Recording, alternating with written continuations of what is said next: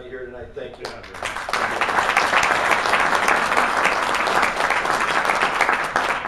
You know, some people say that we're heroic. Well, when we left, it was more about standing up for the rights of the working men and women of this state and trying to protect the middle class. We thought changing 50 years of history in about 3 days was just not the right thing to do.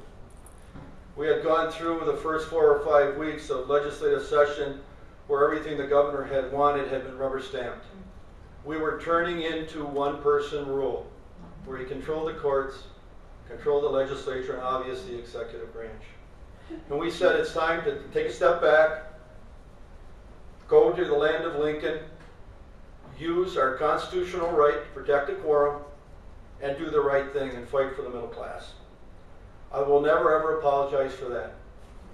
It was an unbelievable experience. It was truly an unbelievable experience. But when we left, there was no way we can imagine the amount of people that were engaged. New people. A lot of new people in this room. Not only in Brown County, not only in Wisconsin, but throughout this great country. Yes. We're talking about Indiana and Ohio and Michigan, fighting for their right to collective bargaining. Workers' rights that have been just so much a part of our landscape. Since 1959, in a bipartisan way, they were passed. And in that bipartisan way, they've been supported by Democrats and Republicans up until the election of Governor Walker and his new agenda. There are Republican colleagues that have been with us forever, good friends of mine. And we're disappointed in them, but I understand under the pressure they were under, they did what they did. I think it was a mistake. But when we left on February 17th, we didn't know what the end game was. We didn't know how it was going to turn out. But I tell you, when we came back on that Saturday in Madison, as John Erpenbach said very well, we left for a few weeks, and what we came back to was really a movement. And not only in Wisconsin, I said, but throughout this country. We didn't plan that. But people standing up for their rights. And it wasn't just about union workers. It's about non-union workers, about steel workers, firefighters, teachers. Everybody standing together, arm in arm. And when we came back and when I spoke to 150,000 people or whatever it was in Madison, truly extraordinary crowd, I made the promise that I would stand arm in arm with you as we move forward. And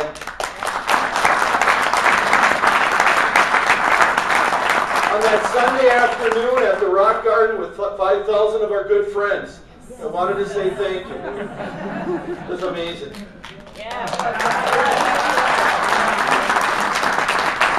When you talk about our progressive tradition, and it's not just about the last 50 years, but we're the first state to have workers' comp, unemployment comp. One of the first states to join Social Security. And the issue and the point I always make is that what the labor movement has done for union and non-union alike, 40-hour work week, 8-hour work day, overtime pay, health insurance, sick leave, family medical leave, all the things that we treasure. It doesn't have to be about whether you're a Teamster or any other union member. Everybody has benefited. This is a sad day in our country when we're turning back the clock. I don't even know what century this takes us back to, but it's totally a mistake. But I was with 13 of some of the finest people that I've ever been with. And how do you say it? We really got to know each other well. And shall we say it wasn't always positive. We had a lot of disagreements, but I like to tell this story. One afternoon, Rush Limbaugh on his show was talking about how Julie Lassa had been kidnapped. 2 younger children, baby expecting, 7 months along. Interesting to note, I did not have the car. Senator Miller did not have the car. Julie Lassa had her own car. So I'm going, I don't think you got your facts quite straight, but we haven't actually been dealing with all the facts, as you may have noticed. Some of the stuff out there was really amazing and continues to be amazing.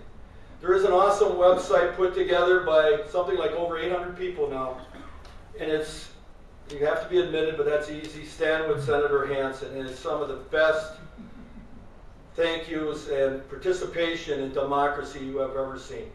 And I really believe when we left, it was talking about being democratic and democracy.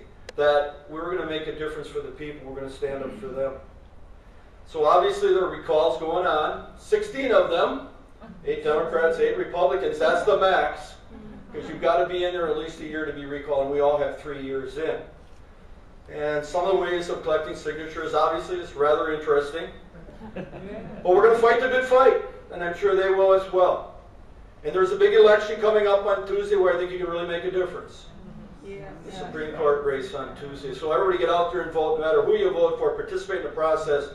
But I've got a favorite, and her first name is Joanne.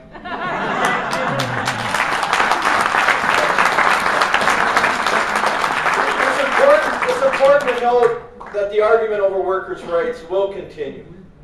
But the fight now also must be about a budget that really can hurt a lot of people. Public education cut over $1 billion. $250 million cut from the university system. $36 million cut from the tech schools. And you notice a lot of the teachers are leaving the threat of privatizing the state pension, which I think is an awful idea. If they would have privatized Social Security in the day and we would have gone through the Wall Street collapse, Social Security would have taken a huge hit.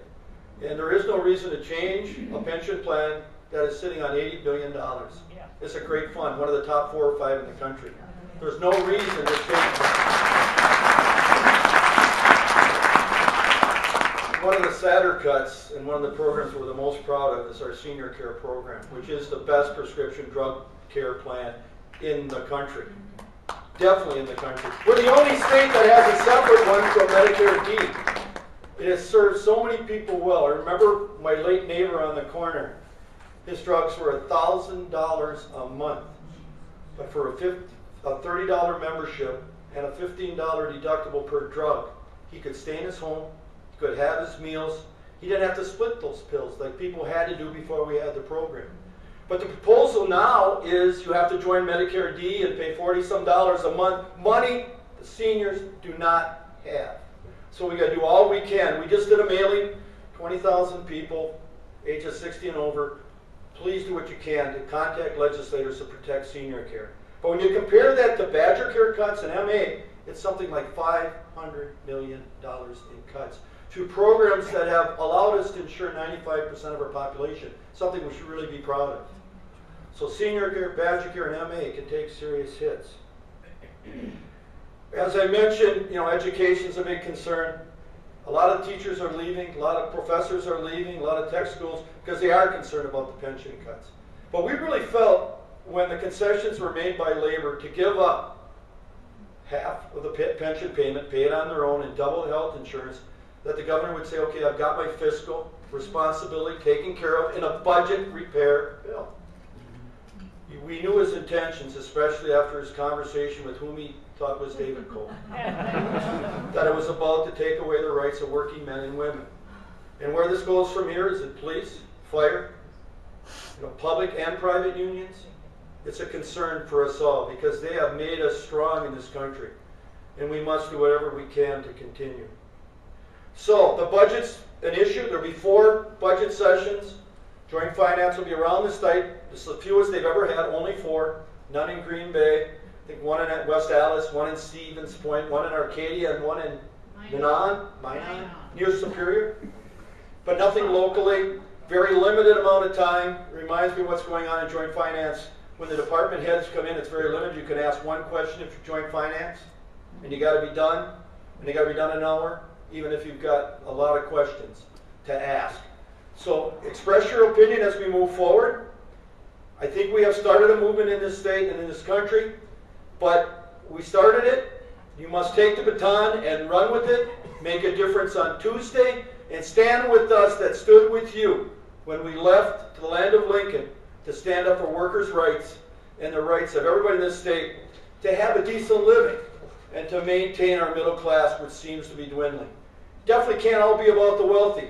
To remember, the middle class are important consumers too. That has been forgotten here. Yes. In Brown County, the loss of discretionary income just on the pension and the health insurance is something like $48 million in a year. Just think of the less money for restaurants and the rest. I know it's a tough budget, but they're fixing it, trying to, and we'll be in on Tuesday to deal with the fiscal part of the budget repair bill, amazing. It was due in February, due in March, and now they're taking it up in April. But we'll all be there on Tuesday, and we'll be working hard for you, and it's been a joy to be a state senator, and I'd love to continue. Thank you for your support.